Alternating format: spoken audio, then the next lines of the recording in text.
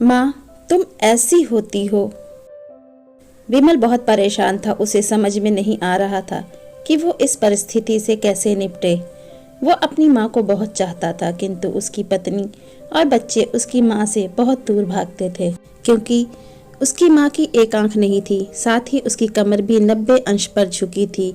वैसे वह अपना काम सब खुद कर लेती हैं, किंतु फिर भी वो उसकी पत्नी और बच्चों के लिए हमेशा खटकती हैं। दादी, आप ऊपर के कमरे में जाओ, मेरे दोस्त आ रहे हैं, विमल के बेटे अखिल ने बड़े बेरुखी से कहा। पर बेटा, मैं तो यहाँ बहुत दूर बैठी हूँ, विमल की माँ ने बहुत प्यार से कहा। नहीं, आप उनके सामने मत रहो, वो मुझे चिढ़ाते हैं, अखिल ने जोर से डांटते हुए कहा। क्या हुआ अखिल, क्यों चिल्ला रहे हो? विमल की पत्नी कामनी ने किचन से ही आवाज लगाई। देखो ना माँ, ये दादी यहीं ड्राइंग रूम में बैठी हैं और मेरे दोस्त आ रहे हैं, अखिल ने शिकायत भरे लहजे में कहा। माँ जी, आप ऊपर चली जाओ, क्यों हम लोगों को लजवाती हो, कामनी ने बेटे का पक्ष लेते हुए कहा। बेचारी सरस्वती चुपचाप उठकर जीने के सहारे ऊपर जाने लगी। कमर झुकी होने के कारण उन्हें ऊपर चढ़ने में बहुत परेशानी हो रही थी, किंतु वो पूरी ताकत से ऊपर के एक अकेले कोने वाले कमरे में जाकर बैठ गईं। विमल बाजू के कमरे से सब सुन रहा था। उसे कष्ट हो रहा था कि उसकी माँ को अपमानित होना पड़ रहा है, किंतु वो असहाय था। अगर वो कुछ कहता है तो पत्नी और बच्चे उसका विरोध करने लगते हैं। दूसरे उनके तर्क भी सही लगते हैं। चूंकि वो एक प्रशासनिक अधिकारी था, उसका सामाजिक स्तर बहुत ऊंचा था। उसकी ससुराल भी एक उच्च घराने में थी, अतः वह चुपचाप इस तरह हर दिन अपनी माँ को अपमानित होते देखता रहता था। रात को विमल की पत्नी ने कहा, देखो जी, अब कुछ करो। कल कलेक्टर साहब की पत्नी आई थी, माँ जी अपनी देसी धुंधारा में उनसे मिली। मुझे बहुत शर्म आ रही थी, बताते हुए कि ये मेरी सास हैं। मैंने कह दिया कि दूर की रिश्तेदार हैं, इलाज कराने आई हैं। विमल को रोना आ गया, किंतु फिर भी वह चुप रहा। उसे समझ में नहीं आ रहा था कि वो क्या करे। अपने बेटे की मनः स्थिति को सरस्वती अच्छी तरह से जानती थी और बेटे को कोई कष्ट न हो, इसलिए वो हर बात को चुपचाप सह लेती थी। विमल बहुत उदास रहने लगा। एक तरफ परिवार और सामाजिक स्तर पर जीने की प्रतिबद्धता थी, तो दूसरी ओर माँ। आखिर माँ से अपने बेटे की यह हालत नहीं देखी गई। एक दिन उसने अपने बेटे से कहा, विमल, बहुत दिन हो गए हैं, मैं अपने गांव जाना चाहती हूँ, मुझे वहाँ पहुँचा दो, मेरा यहाँ मन नहीं लग रहा।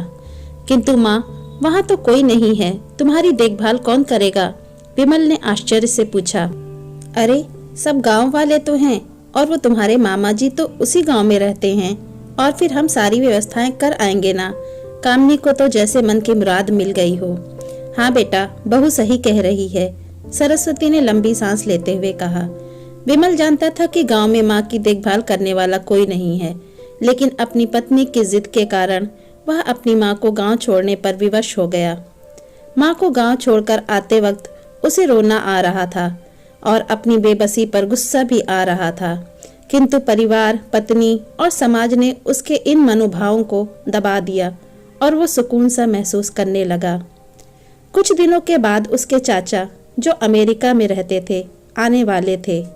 जब विमल बहुत छोटा था, उसके पिताजी जीवित थे, तब वो भारत आए थे और उसके बाद वो अब भारत आने वाले थे।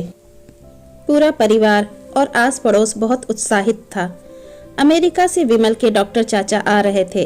डॉक्टर रमेश ने जैसे ही घर में कदम रखा, सबने मिलकर बहुत उत्साह से उनका स्वागत किया। क्यों विमल, भाभी नहीं दिख रही हैं, कहाँ हैं? डॉक्टर रमेश ने उत्सुकता पूर्वक पूछा।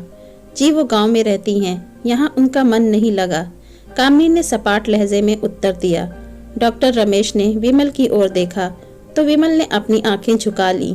डॉक्टर रमेश सब समझ गए। बोले, कल हम भाभी से मिलने गांव चलेंगे सब लोग। दूसरे दिन सभी लोग गांव के घर में पहुंचे। देखा कि सरस्वती को बहुत तेज बुखार है और वो पलंग पर असहाय पड़ी हैं। डॉक्टर रमेश दौड़कर सरस्वती के पास गए, उनके पैर छूकर रोने लगे। सरस्वती की ये हालत उनकी कल्पना से परे थी। वाह बेटा विमल, तूने तो नाम उजागर कर दिया। अपनी माँ की ये हालत देखकर तुझे तो शर्म भी नहीं आ रही होगी। डॉक्टर रमेश ने विमल को लगभग डांटते हुए कहा, नहीं देवर जी, विमल का कोई दोष नहीं है। मैं खुद गांव आई थी। सरस्वती ने अपने बेटे का बचाव किया। मुझे सब पता चल गया भाभी, आप चुप रहो। क्यों बहू, तुम्हें अपनी सास की कुरूपता पसंद नहीं है? समाज में तुम्हें नीचा देखना पड़ता है ना? डॉक्टर रमेश ने कामनी की ओर व्यंग्य से देखा। कामनी निरुत्तर होकर विमल को देखने लगी। आज तुम जिस सामाजिक स्तर पर हो वो इन्हीं के संघर्षों की देन है। और बेटा विमल, तुम्हें शायद मालूम न हो कि बचपन में जब तुम 1 साल के थे तब छत से नीचे गिरने के कारण तुम्हारी एक आंख फूट गई थी और तुम्हारी रीढ़ की हड्डी में भी समस्या थी।